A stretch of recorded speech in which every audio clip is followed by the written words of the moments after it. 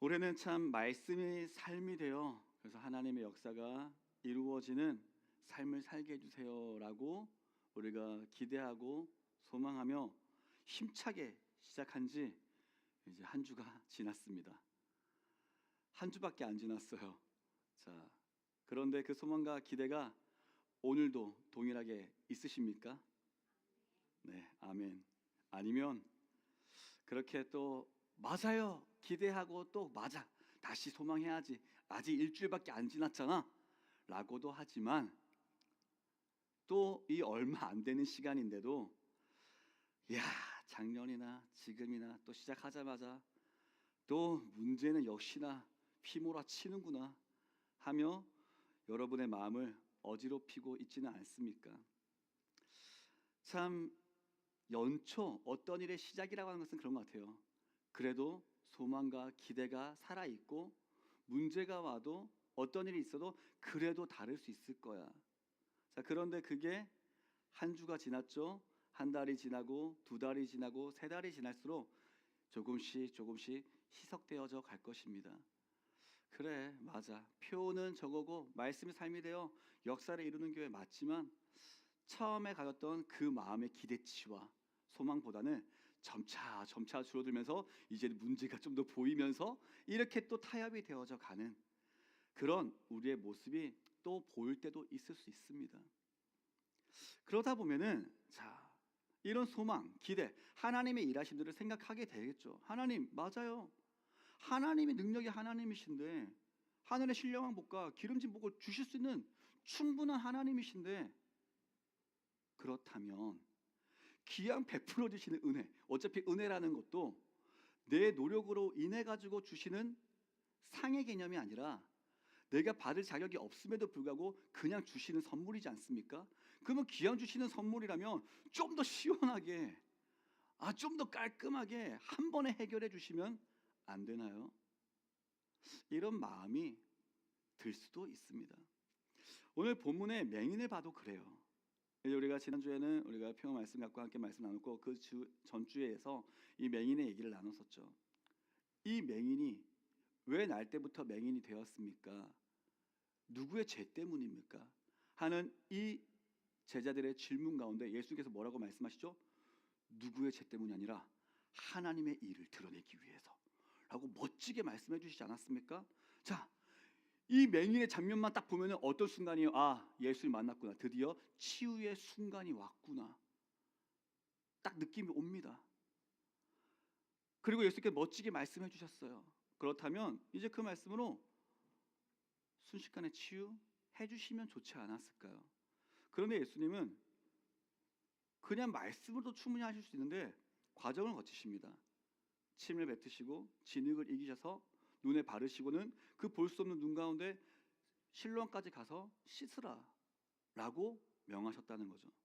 이처럼 우리의 삶에는요 살아가다 보면 이렇게 하면 좋을 것 같은데 내가 하나님이라면 내가 하나님 될 수는 없지만 하나님이라면 이렇게 해주시면 좋지 않을까?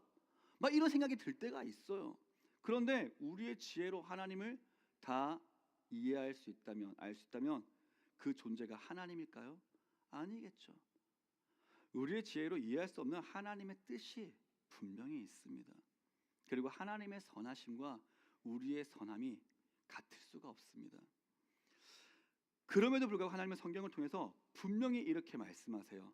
때로는 이해할 수 없는 그 진흙을 바르는 것 같은 과정이 그런 우리의 삶의 현실이 하나님께서 우리를 가장 선한 길로 인도하시는 세밀한 과정일 수 있다라는 것입니다. 오늘 말씀 속에서 맹인의 이 고난과 치유의 과정을 통해서 하나님께서 어떻게 하나님의 일을 나타내시는지를 우리가 볼 수 있기를 바랍니다.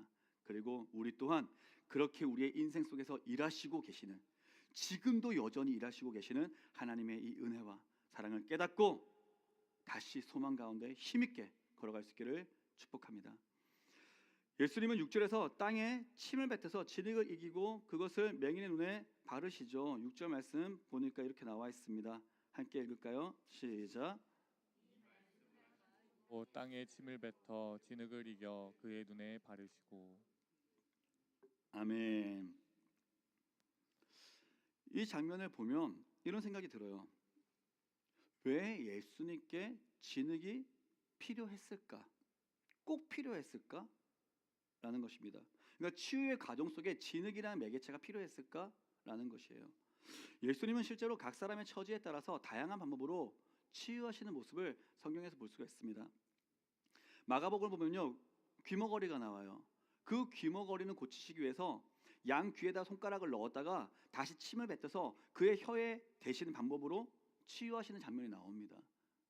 그리고 또 다른 이 맹인과 다른 소경에게는 눈에 침을 뱉으셔서 안수하시는 방법도 나옵니다.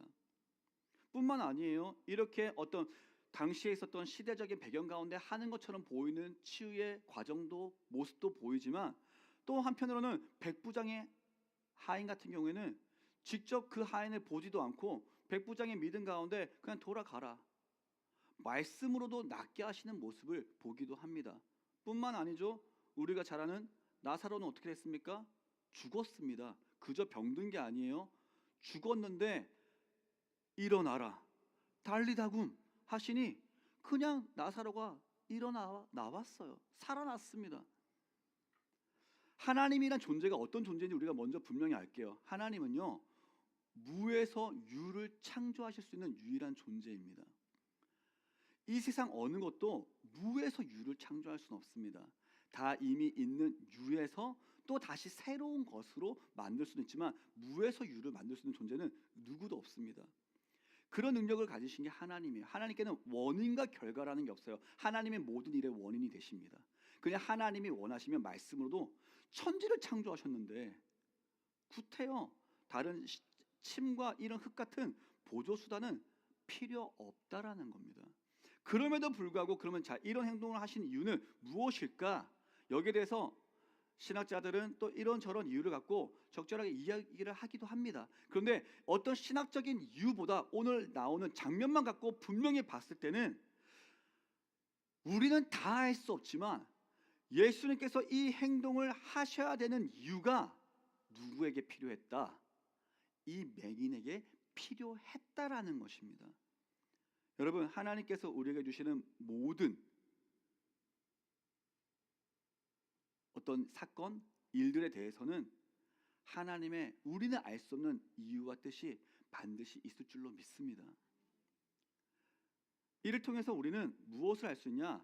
하나님이 여러분 각자에게 주신 각자의 고난, 각자의 어려움, 각자의 상황을 어떻게 풀어가시는지를 알 수 있다는 겁니다.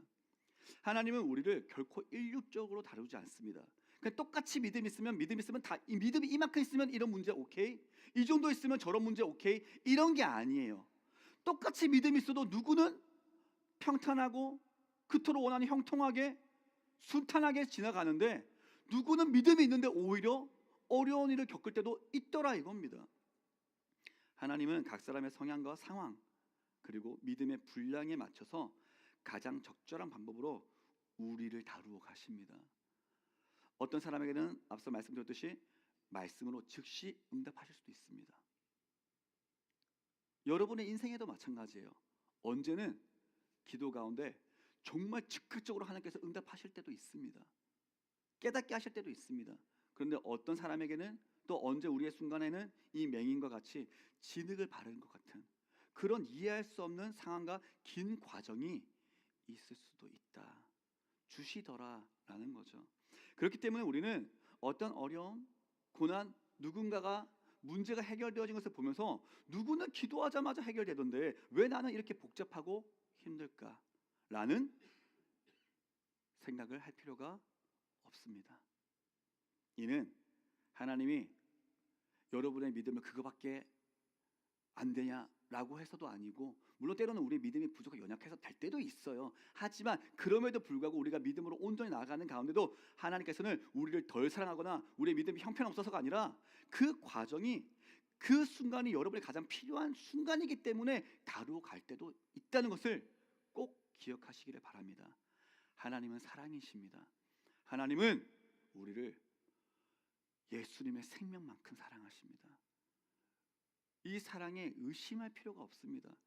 그 사랑으로 해석하는 거예요. 그래서 이 침묵 가운데 이 환경의 어려움 속에 때로는 참 나를 괴롭게 하는 사람을 통해 지금 하나님이 나를 만지시고 계시는구나. 똑같은 상황을 보고도 해석을 어떻게 하느냐가 중요하다는 겁니다. 그런데 이 해석을 그냥 내 멋대로 해석이 아니라 말씀 가운데 해석을 하는 거예요. 이 맹인의 모습을 보면 우리의 모습을 해석할 수가 있다는 거죠. 굳이 진흙을 바르시는 이 행위 속에서 나보다 나를 더 잘 아시는 주님의 배려가 숨어 있구나. 이것을 신뢰할 수 있기를 바랍니다. 또 한편으로는 이런 생각도 들었어요. 만약에 예수님이 그냥 말로만 이 맹인에게 자 지금 너가 눈을 떠라 해도 될 수 있겠지만 진흙을 바르지 않고 그냥 먼저 그냥 실로암에 가서 씻어라 라고 했다면 어땠을까 라는 생각도 들더라고요. 어땠을까요? 누군가는 그 말씀에 실로암에 가면 내 눈을 뜰 수 있겠지? 라는 믿음으로 순종했을 수도 있겠죠. 그런데 누군가는 앞도 안 보이는데 위험하고 귀찮게 왜 가? 라고도 할 수 있지 않았을까라는 겁니다. 그런데 자 지금 상황 어때요? 이건 뭐 그런 생각할 수가 없어요. 눈에 뭐 발라놨어요? 그냥 지디가 빡 펴놨어요. 그냥 바르고 나니까 싫든 좋든 뭐 해야 돼요? 일단은 이거 씻어야 될 거 아니에요. 그러니까 울며 겨자 먹기라도 씻으러 갈 수 있는 상황이 되지 않았을까요? 답답하니까. 여러분, 여러분에도 이해할 수 없는 이 진흙을 바르는 과정이 오늘도 이 새해가 시작되었음에도 또 앞으로도 분명히 있을 것입니다. 우리의 인생 가운데 그저 기도했더니 하나님께서 다 해주시더라 이런 얘기들은 많이 듣지 못합니다. 분명히 각자에게 필요한 과정들이란 게 있더라고요. 그런데 그 과정 속에서 왜? 라는 생각이 들 때가 중요하다는 거죠. 왜 나는? 왜 내게 이런 일이? 라고 있을 때 이 과정이 이 다음 말씀으로 이어지는 내가 실로암의 자리, 이 자리는 어떤 자리입니까? 순종의 자리로 갈 수 있는 꼭 필요한 요소이구나 라는 것을 깨닫는 지금이 될 수 있기를 바랍니다. 예수님이 허락하신 거라면 선한 것입니다. 예수님이 허락하신 진흙, 고난, 이 답답함은 우리를 기도의 자리로 이끌어 주십니다. 그리고 순종의 자리로 때로는 우리가 순종 못하겠는데 할 때 그냥 발랐는데 가야지 떠미는 자리도 될 수 있다는 거예요. 내 삶에 찾아온 이해할 수 없는 이 진흙의 과정을 이상히 여기지 마시고 믿음으로 받을 수 있기를 축복합니다. 진흙은 반드시 여러분을 이 기적의 현장인 실로암으로 이끄시는 하나님의 필수적인 하나님의 섭리가 될 것입니다. 진흙을 바르신 예수님은 그래서 이제 이어 맹인에게 실로암 못에 가서 씻어라 라고 말씀하십니다. 7절 말씀 함께 보겠습니다. 시작. 네, 실로암 못에 가서 씻으라 하시니 실로암은 번역하면 보냄을 받았다는 뜻이라. 이에 가서 씻고 밝은 눈으로 왔더라. 아멘. 자, 이제 여기에서 하나님께서 우리에게 말씀이 하나님이 일하시는 역사가 되기 위해 반드시 필요한 것을 알려주십니다. 바로 그 말씀을 삶으로 살아내는 순종이라는 것입니다. 예수님께서 맹인을 만난 곳이 성전 근처였다라고 일반적으로 얘기를 합니다. 그 성전 근처에서부터 이제 실로암까지 보통 예루살렘이 다 이렇게 고지대로 되어 있습니다. 그래서 성전에서 실로암으로 내려오는 길이에요. 내려오는 길이 참 가파른 내리막길로 되어 있습니다. 그리고 그것도 계단식으로 되어 있어요. 이 말은 지금 무슨 말이냐? 그렇게 해서 약 800m 정도를 내려와야 되는데 우리가 일반적인 사람이라면은 그냥 조금만 조심하면 내려올 수 있는 거리죠. 그리고 길이에요. 그런데 맹인이라는 거죠. 맹인이 그 곳을 내려오기까지가 쉬울까요? 어려울까요? 결코 쉽지 않습니다. 그 가는 과정 가운데 자 눈을 바르고 있어요. 여러분 생각해 볼게요. 가파른 거의 그 계단길이에요. 거기 여러분 눈 감고 내려가는데 어떤 생각 제일 처음 들까요? 넘어지지 않을까? 가다 누가 나 발 걸지 않을까? 아니면은 뭐 해가지고 가뜩이나 불쌍한 내 인생. 자, 이 사람은 어떤 사람이에요? 날 때부터 맹인이에요. 사람들이 이 사람 볼 때마다 저 사람의 저 장애가 누구의 죄 때문입니까? 얘기를 평생을 듣고 왔던 자존감이 바닥으로 떨어져 있는 사람이라고요. 그러면 그냥 넘어지지 않을까 정도가 아니라 이런 나의 모습을 보면 사람들은 어떻게 하고 있을까? 키키댈까? 수군대는 소리 가운데 온갖 생각이 다 들지 않았을까요? 또한 정말 나을 수 있을까? 자, 이런 내면의 두려움이 끊임없이 그 안에 있었을 거라는 겁니다. 그리고 그 가운데는 가는 과정 속에서도 또한 이성적인 나의 판단과 생각, 또 자존심 가운데 때로는 야, 그렇게 하면서 그런 얘기 들으니 차라리 가지 말자라는 생각도 들릴 수도 있습니다. 하지만 이 맹인은 그런 생각을 꺾죠. 그리고 발걸음을 옮깁니다. 이 장면은요, 구약에 나왔던 나아만 장군을 떠올리기도 합니다. 나아만 장군이 나병에 걸렸어요. 나병에 걸려서 이스라엘에 있었던 여종의 소개로 말미암아 얘기를 듣고 능력의 종인 엘리야를 찾아가게 됩니다. 그래서 이 아람의 군대 장관이 나아만에게 엘리사에게, 엘리사는 자 찾아왔는데 얼굴을 비치지도 않아요. 그냥 자기가 그렇게 하면서 담내와 여러 가지 할 수 있는 것들을 재물을 다 갖고 와서 나를 위하여 기도해 주시고 치유해 주시오. 왔는데 이 엘리사가 얼굴도 비추지 않고 이렇게 얘기하는 거예요. 요단강에 가서 몸을 7번 씻으시오. 어떻게 보면 예의도 아닌 것 같기도 해요. 그런데 나아만이 그거 듣고 나니 어떻습니까? 내가 어떤 사람인데 지금 나를 얼굴을 봐주지도 않고 그냥 가서 씻으라고 하니까 화가 났을까요? 안 났을까요? 났어요. 화가 나서 내가 솔직히 나 정도 되는 사람이 왔으면은 그가 나를 딱 데려놓고 하나님의, 그가 믿는 섬기는 하나님의 이름을 부르며 내 상처 위에서 손을 흔들어서 고칠 줄 알았다. 근데 이게 뭐야? 화를 내면 이제 돌아가려고 합니다. 그때 종들이 만류하면서 그래도 여기까지 왔는데 이보다 더한 거였어도 하시지 않았겠습니까? 그 얘기를 나아만이 들어줍니다. 듣고 그래 어차피 가는 한번 가보자. 가서 한 번 담궈요. 얼마나 얄궂을까요? 그 물 한 번 담궜어요. 안 나왔어요. 2번 담궜어요. 3번 담궜어요. 6번째 담글 때 한 번은 그래도 하면 조금씩 나아가면 얼마나 좋았을까요? 6번째 담글 때까지도 아무런 반응이 없습니다. 여러분 어떨까요? 여러분 우리가 성경을 볼 때요, 그냥 그래 이 말씀 하나님의 말씀이고 있었던 일이니까 그저 쉽게 받아들이고 있습니까? 아니면 여러분 삶 가운데 적용이 되고 있습니까? 여러분의 삶 가운데 적용하는 거 결코 쉽지 않습니다. 하나님께서 우리가 딱 결론적으로 내가 몇 날 며칠 지나고 나면 기도 어떻게 하고 나면 하나님이 딱 응답해 주실 거야 알면 좋겠죠. 그런데 때로는 안 그래요. 기도하면서 하나님께 하나님 작정하면 내가 기도하겠습니다. 기도하는데 그 끝에까지 왔는데도 불구하고 아무런 반응이 없을 수도 있다는 거예요. 그러면 내 기도에 하나님께서 지금 어떻게 하고 계시는가 생각 들지 않습니까? 언젠가 우리의 머릿속에는 끊임없이 하나님의 말씀과 나의 옛자가 대립하는 일들이 수도 없이 일어납니다. 그랬지만 중요한 건 뭐예요? 나아만이 7번째 딱 담그고 나왔을 때 몸이 깨끗하게 나았더라. 여러분 이게 순종의 역사라는 겁니다. 하나님의 말씀을 의지하며 순종했을 때 그 순종에는 뭐가 가로막는다고요? 내 이성이 가로막습니다. 세상적인 사고가 가로막습니다. 때로 내 자존심도 가로막습니다. 하지만 이 큰 장의 물이 있지만 씻었을 때 회복이 되었더라. 자, 열왕기하 5장 13절 14절 말씀, 이 말씀 함께 읽겠습니다. 시작. 종들이 나와서 말하여 이르되 내 아버지여 선지자가 당신에게 큰 일을 행하라 말하였다면 행하지 아니하였으리까 하물며 당신에게 이르기를 씻어 깨끗하게 하라 함이리까 하니 나아만이 이에 내려가서 하나님의 사람의 말대로 요단강에 7번 몸을 잠그니 그의 살이 어린 아이의 살같이 회복되어 깨끗하게 되었더라. 아멘. 그냥 어른의 피부가 된 것도 아니고 하나님은 참 넉넉하신 분이에요. 어떻게요? 어린아이의 살처럼 깨끗하게. 우리 장년들이 그토록 원하시는 젊은 어린아이 탱탱한 피부들. 저는 이건 여자들만의 얘기인 줄 알았어요. 근데 저도 이제 나이가 조금씩, 죄송합니다, 우리 더 있으신 분들 있으시지만은 하면서 참 피부가 노화되지 않고 탱탱할 수 있다는 게 참 복이구나라는 것을 조금씩 생각하고 있습니다. 왜냐하면 저도 참 많이 회복이 빨라는데 갈수록 조금씩 늘어지는 일들을 겪게 되더라고요.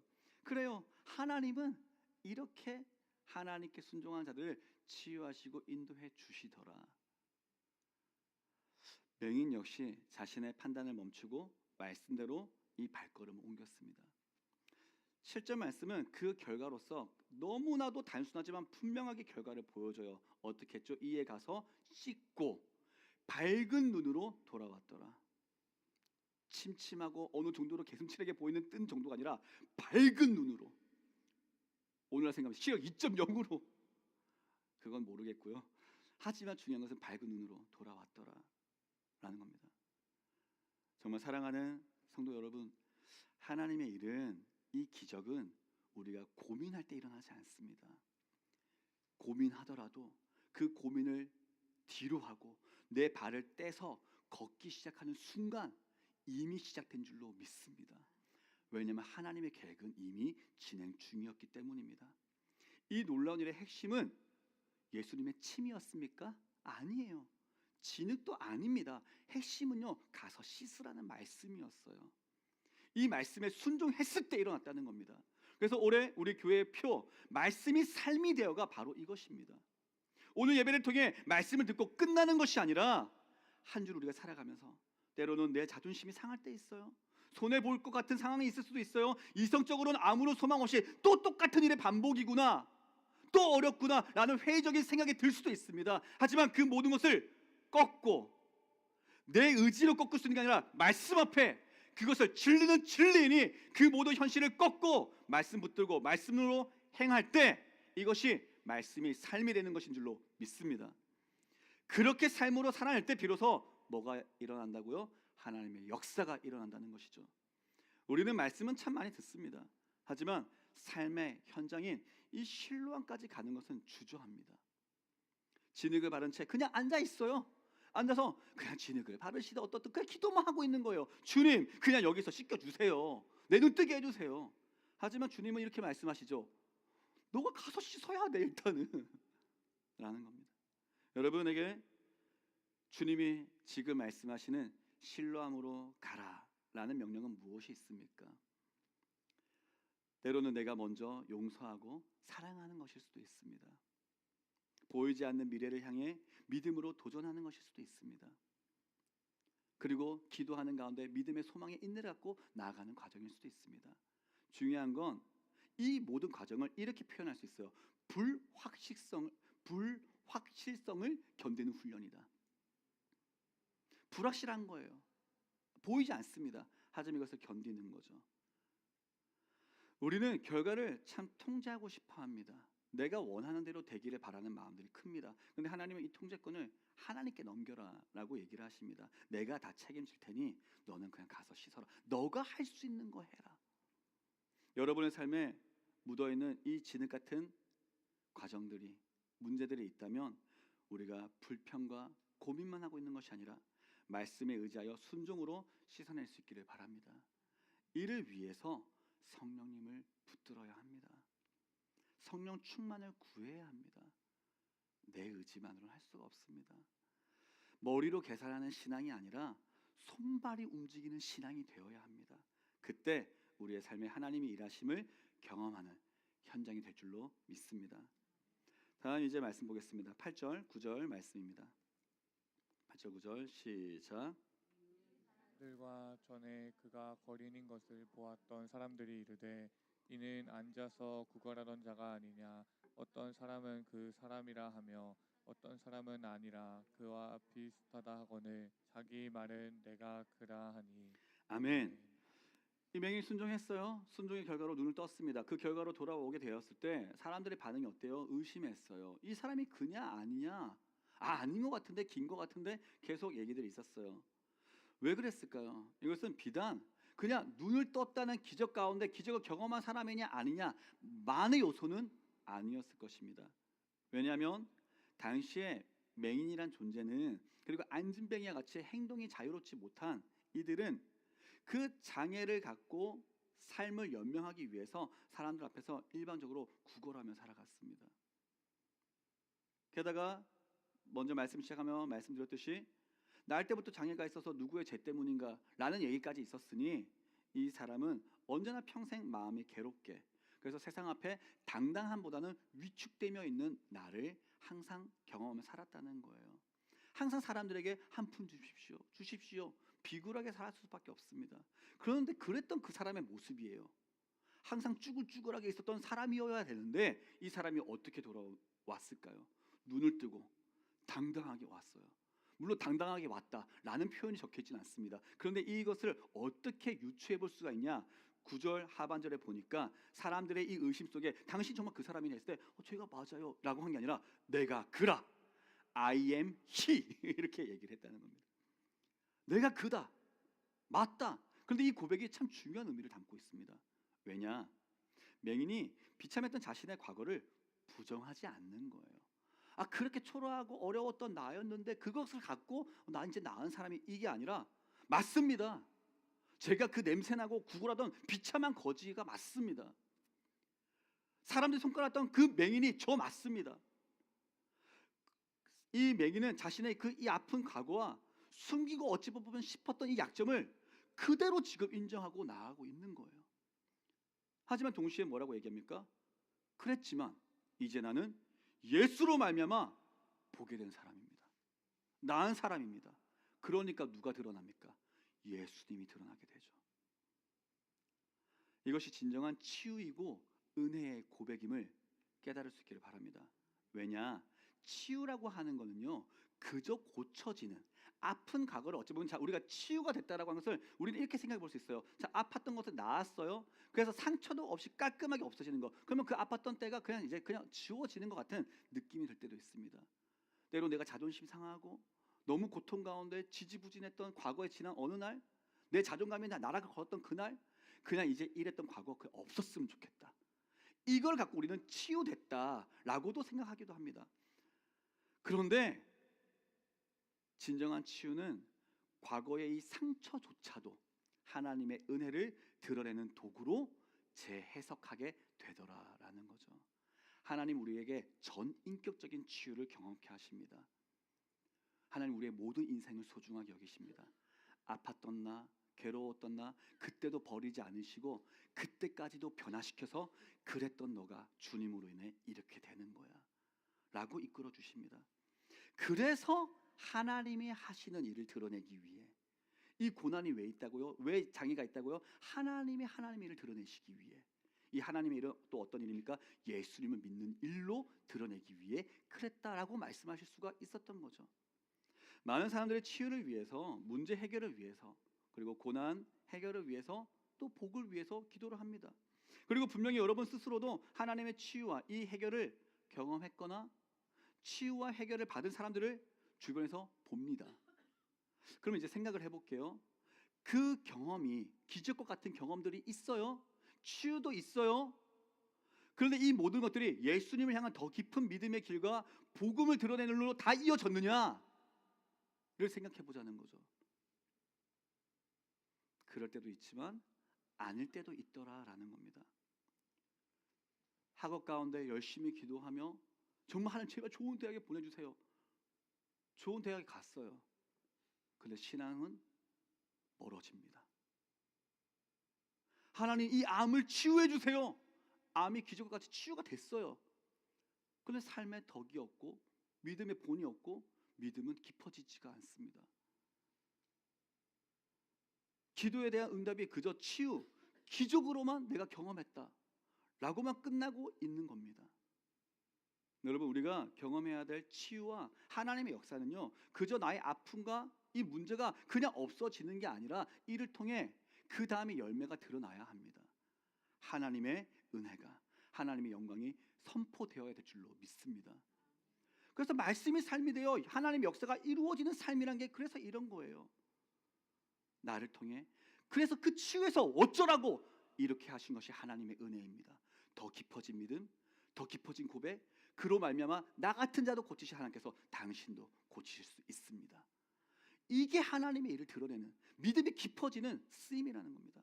사람들이 맹인에게 묻습니다. 그리고 맹인은 이렇게 대답합니다. 마지막으로 함께 읽겠습니다. 11절 말씀 시작. 나는 그 사람이 진 흙을 이겨 내 눈에 바르고 나더러 실로암에 가서 씻으라 하기에 가서 씻었더니 보게 되었노라. 아멘. 아멘. 맹인의 대답이 어떻습니까? 막 복잡하고 어떻게 신학적으로 성경적으로 어떻게 어렵게 얘기하고 있습니까? 아니에요. 매우 간단합니다. 요소를 살펴보면 이거예요. 그냥 내가 경험한 팩트, 사실만 그냥 얘기했다. 예수님이 말씀하셨고 나는 순종했고 그 결과 난 보게 되었습니다. 뭐 이거를 극대화시켜서 어떻게 얘기하기 위해서 다른 말을 많이 붙이지도 않았습니다. 이것이 가장 강력한 복음의 핵심입니다. 성경 말씀을 그저 우리가 아는 지식으로 전하는 것은 중요하지 않습니다. 물론 하나님은 말씀을 통해 살아 역사하시고 일하십니다. 그런데 우리가 그 말씀을 어떻게 여기고 있냐 이거예요. 그냥 지식적으로만 내가 말씀을 대하며 가고 있다면 그거밖에 안 됩니다. 우리가 하나님의 말씀을 통해 또한 하나님의 은혜와 사랑으로 내 삶에 일어난 실제적인 변화를 전할 수 있어야 합니다. 내가 예수를 믿기 전에는 불안과 염려가 늘 언제나 가득했어. 하지만 이제 내가 예수로 평안을 얻었다. 내가 전에는 이기적이었지만 이제는 섬기는 기쁨을 알게 됐다. 남을 위함을 알게 됐다. 라는 나의 변화가 되었든 무엇이 되었든 이런 구체적인 삶의 변화와 간증이 있어야 합니다. 이를 위해서 뭘 해봐야 됩니까? 순종을 해봐야 알겠죠.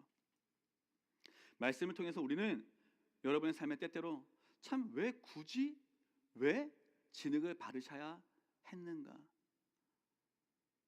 라고 생각할 수 있는 이 질문에 대한 의미와 그것이 어떻게 하나님의 역사로 이어지는지를 우리가 오늘 말씀을 통해서 함께 들었습니다. 우리가 오늘 말씀을 꼭 기억할 수 있기를 바랍니다.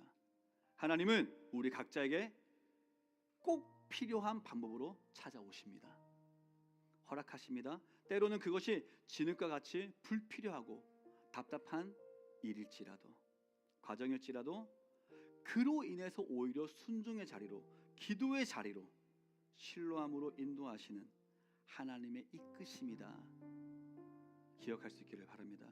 그리고 하나님의 역사를 경험하기 위해서는 내가 이제 신뢰함으로 가는 순종이 있어야 하는구나 생각해야 합니다. 지금 여러분의 모습이 어떻습니까? 때로는 진흙투성일 때도 있어요. 참 어렵다 라고 할 때도 있습니다. 새해가 시작하자마자 또 문제는 그냥 또 닥쳐오는구나, 여전히 해결되지 않고 있구나 할 수도 있습니다. 두려워하지 맙시다. 왜냐하면 이게 하나님 안에 있다 생각하면 그 모든 두려움을 하나님 걷어갈 수 있습니다. 하나님이 지금 내게 허락하셨구나. 이걸 통하여 내가 지금 하나님께 나아오도록 만지시고 계시는구나. 그래서 중요한 것은 내가 오늘 말씀 가운데 붙들려 있는가, 주님께 붙들려 있는가, 그리고 그 말씀대로 나는 오늘 하루 실천해 가고 있는가가 중요합니다. 하나님은 여러분의 이 고난을 통해서, 어려움들을 통해서 여러분의 믿음이 자라길 원하시고 더 나아가서는 누군가를 위로하고 살리는 하나님의 일을 하시기를 원하십니다. 하나님의 역사하심을 기대합시다. 그리고 소망을 가지시기를 축복합니다. 그 은혜 속에 치유가 끝이 아니라 당당하게 내가 예수님으로 변화받은 바로 그 사람입니다 라고 외치는 저와 여러분이 되시기를 축원합니다.